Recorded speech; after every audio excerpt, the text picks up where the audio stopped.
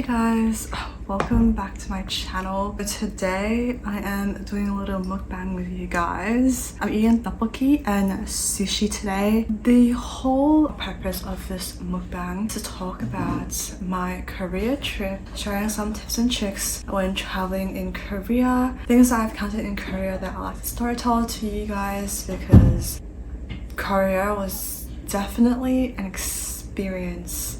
I have some tteokbokki and I have some sushi. The tteokbokki, I made it myself. It took quite a long time for me to set this thing up, so hopefully I can eat it. Hopefully it's still alright.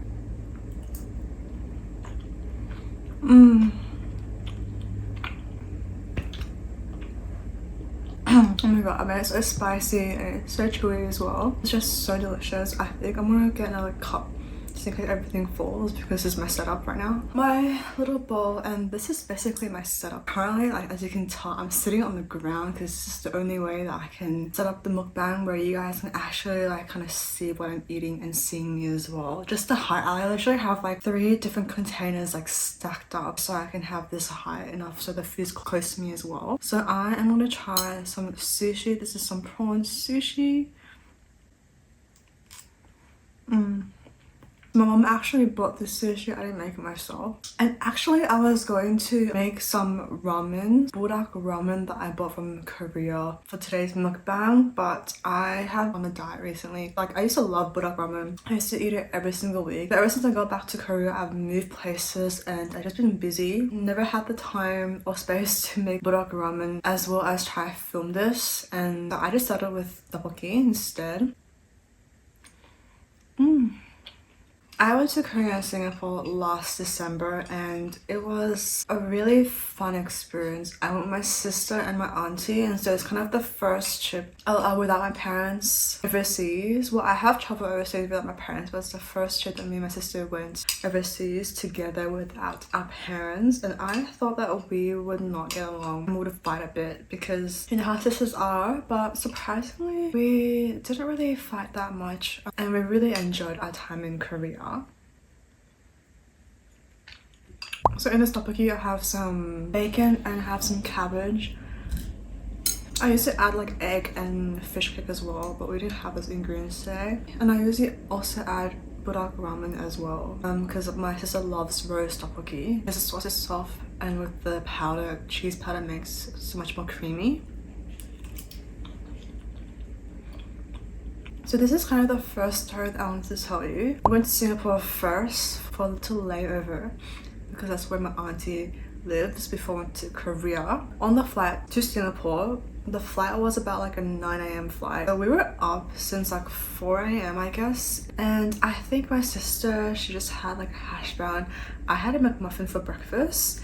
And then we boarded the plane and everything, la la la. They serve snack. I got a butter chicken pastry for a snack at 11 a.m. If you guys are really interested in watching my Singapore and Korea trip, I actually vlogged the whole experience and it's on my channel at the moment. So you guys can check it out before you watch this video because it'll make more sense because I have a lot of stories to tell you guys about it. That was the only thing they really served us until about 2 hours before our flight landed. They didn't serve lunch until like 3 p.m. Sydney time, and let me tell you, we were starving. I don't know why they served the lunch that late. I don't know, it was really weird. And also Singapore Airlines, I just wasn't too sure why. That was not really good start to our trip. Another story time. In Singapore, we had dinner outside with our auntie. My sister has a peanut allergy, so whenever we go to restaurants, we ask to make sure that this dish doesn't have any peanuts. One of the main languages in Singapore is obviously English, Chinese, and Malay. My auntie spoke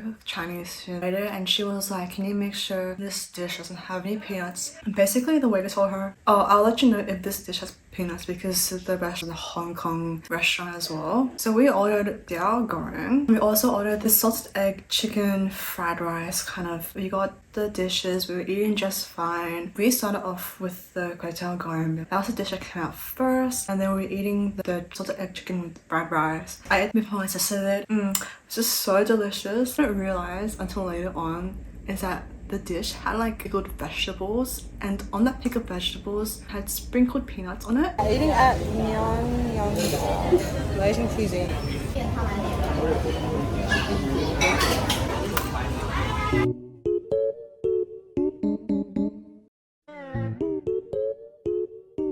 花生炒啊，OK 了，我们看先，我问你了，OK 好，来，这个肉我也蛮感谢的。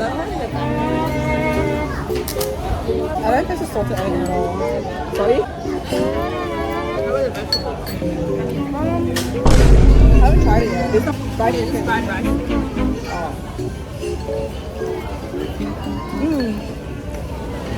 Oh. Peanut, is it peanut? Oh no. I think that's peanut, right? Apparently my sister already ate some, but that was kind of a close call. Luckily she didn't eat pickled vegetables and we sent the dish back to the kitchen. But that was a really good start to our trip. So I am gonna try some chicken katsu sushi. So the other one was prawn, just chicken katsu. So that's kind of like the first two little instances that really stood out in our trip. So some tips and tricks about Korea. We stayed at Myeongdong at PJ Hotel. We went during winter time. Very, very cold. It was like up to 10 degrees to like minus like 12. That's the weather that we experienced in Korea. So definitely have to bring a lot of layers to Korea. If you know that you're kind of staying indoors the whole day in Korea, you don't need to wear that much layers in Korea, especially if it's in winter. They turn on the heater really, really high in Korea. And so when you're inside a shopping mall or like indoors where the heater is on, it's really hot and stuffy, especially because you're wearing a lot of layers. So my recommendation, if you know you're gonna spend the whole day outside, maybe layer up a bit. If you're inside, maybe just wear one layer and just bring your thick jacket. If you feel a bit hot, you can always take the jacket off. Public transport is gonna be your #1 best friend when it comes to going around places in Korea and Seoul. The airport is actually pretty far away from Seoul. We took a prepaid taxi to our hotel because we were arriving at nighttime. No traffic, by the way. It took about an hour drive to go all the way to our hotel. You can definitely take public transport to airport and back, but you just have to keep in mind how much luggage you're bringing, as well if that particular station that you're getting off has an elevator. It's going to be definitely very tough for you, especially to climb the stairs if your luggage is very heavy. For me personally, it wasn't an issue. However, I was traveling with my auntie and my sister, and they are weak in terms of like lift luggages onto the train or to the elevator. Getting around public transport, in my opinion, very easy for me. It took like a day or so to get used to traveling in Seoul. Naver Map is an app on your phone, and it's going to be basically your best friend in terms of navigating, because it tells you exactly where to exit, what train to catch. Naver is definitely better than using Google. And in terms of translating, if you don't know how to speak Korean and translate, I use Papago, that's the app translate all of English to Korean.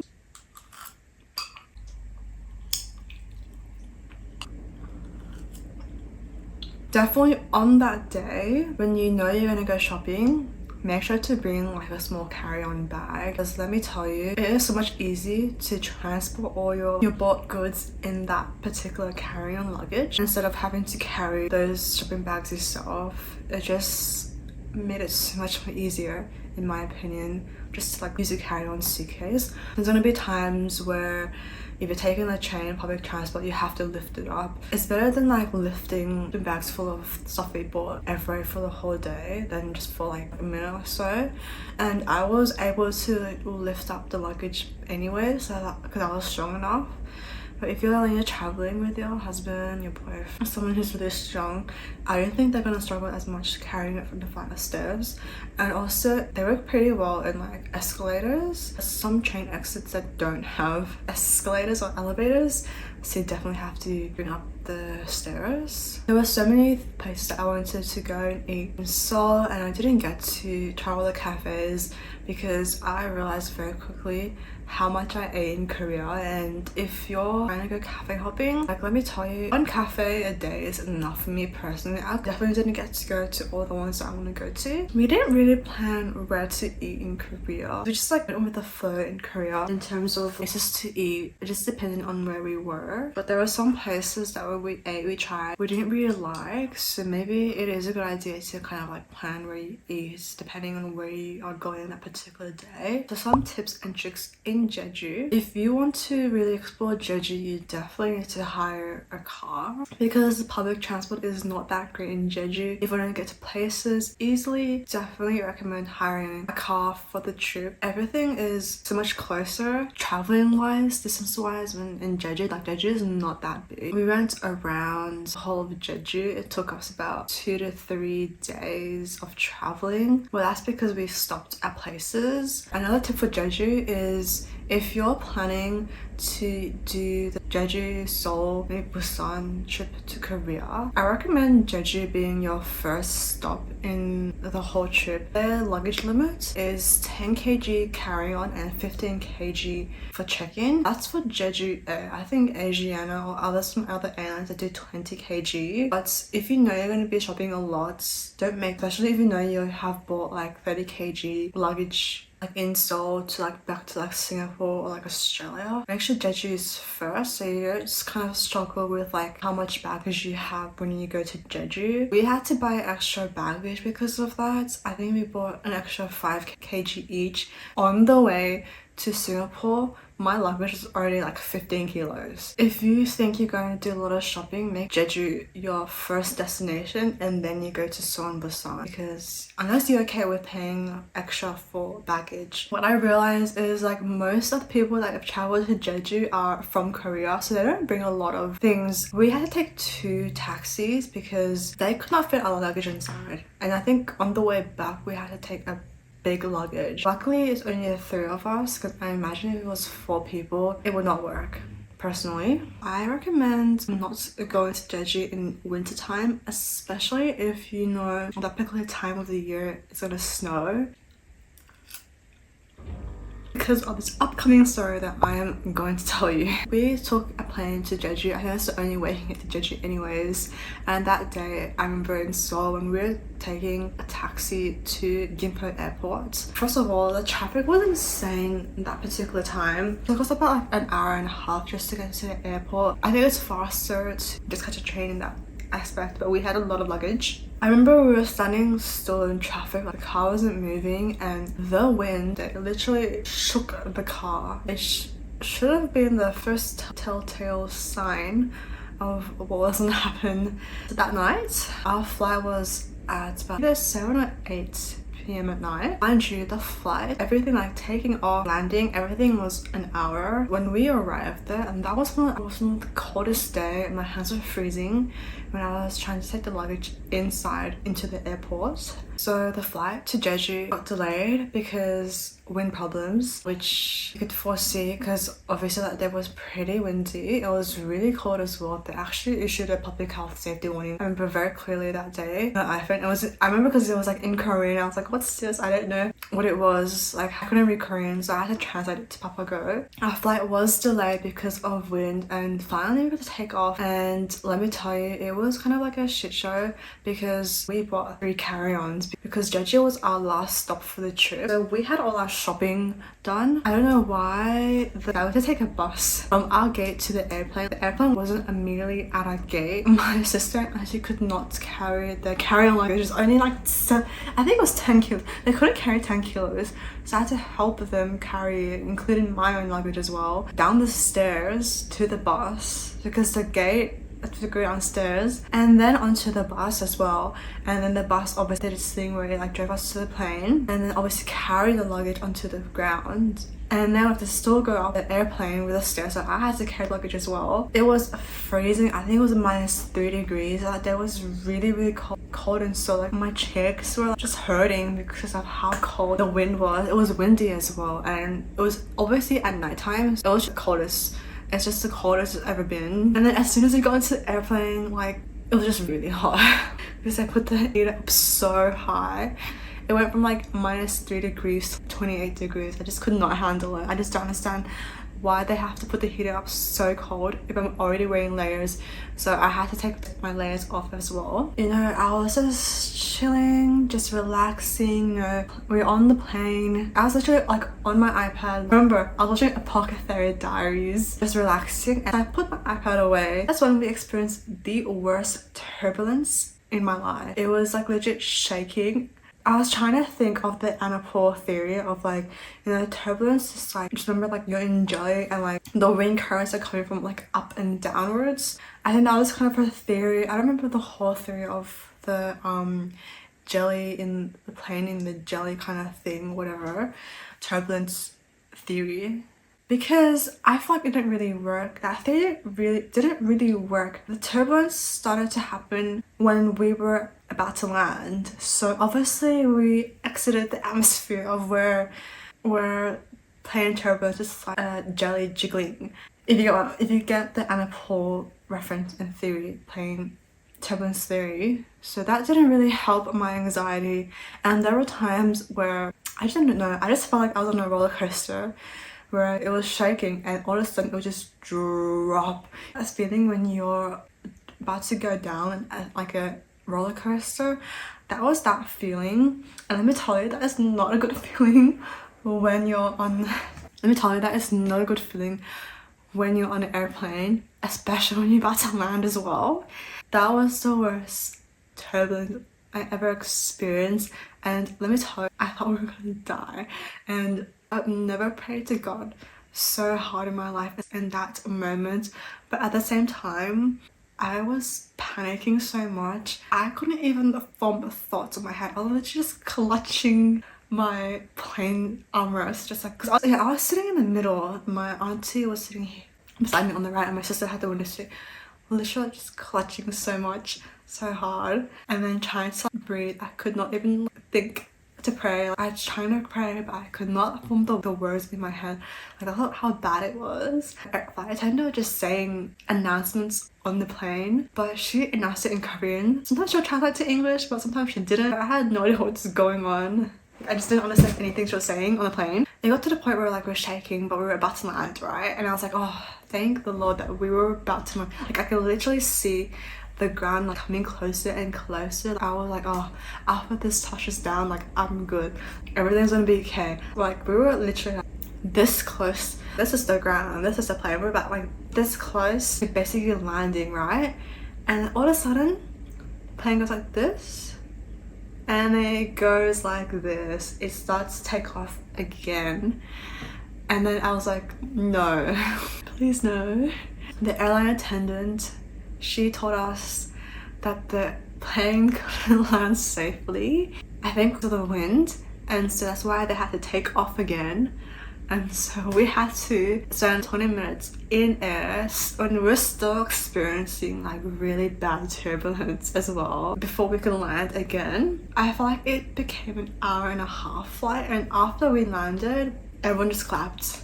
I think everyone was feeling the same thing. The plane was really quiet during the really bad turbulence, but to be honest it was kind of quiet in the first place, but because I think it was kind of like nighttime, so everyone's a bit tired. The flight attendant was announcing all those announcements. Everyone was just quiet, no one complained, but everyone just stood quiet. And we arrived so late to the airport. I called my parents about it and I called my boyfriend about it. I was like really shaken up. The only way we could go to the hotel was taxi. It was snowing in Georgia at that time. It started to snow and it was really cold that night. The line for taxi was so long. We had to spend another hour just waiting in line to get a taxi, and we had to take 2 separate taxis because we didn't have enough space for our luggages, because all of the taxis were small cars. They were all sedan taxis, so apparently the big taxis weren't running at the time, so we had to take 2 separate taxis. That was the whole experience. Definitely the next day, I think we were still pretty shaken up and we just took it really easy the next day. That experience was, yeah. Here's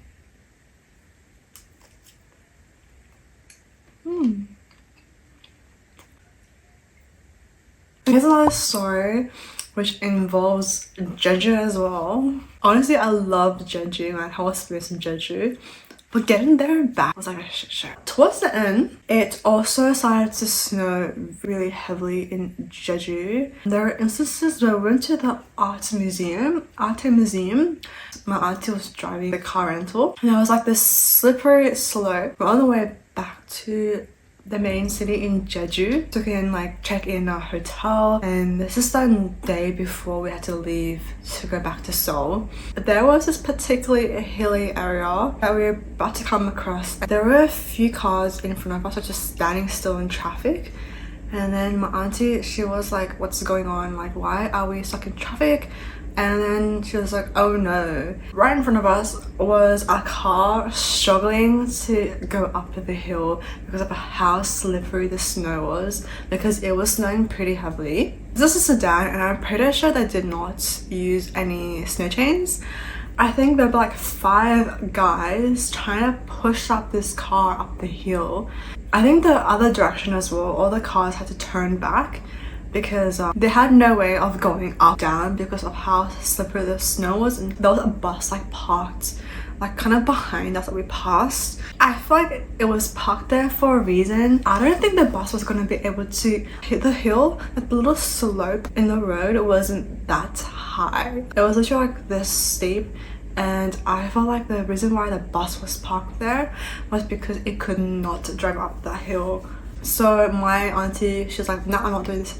She got scared and she turned around and went to go to the city another way. We wanted to go to Dongjeong Underground Market. It took us an hour to get to the city, but we were stuck in traffic, so we really didn't reach the hotel until like 3. We haven't even ate lunch yet. I think we left Art Museum around 11 or 12, which is I think our fault, but we weren't really hungry. Pretty big breakfast that day, so we were like, we can eat lunch a bit later. So that was definitely an experience, especially because it was snowing and there was such heavy traffic in the city because everyone was driving really slowly. And so we decided to go back to the hotel, check in and everything, and we were going to return the car and then take a taxi to Dongjeong Underground Market. But when we returned the car, we asked the assistant to help us call a taxi. There was no taxis available.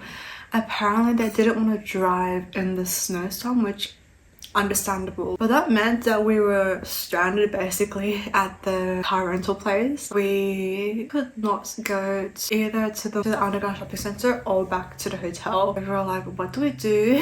There was McDonald's next door, so we went to eat McDonald's for dinner. Actually had to walk back from the car rental to the hotel, which luckily it wasn't that far. It was only like 1 kilometers, so it only took about like 20-24 minutes to walk there.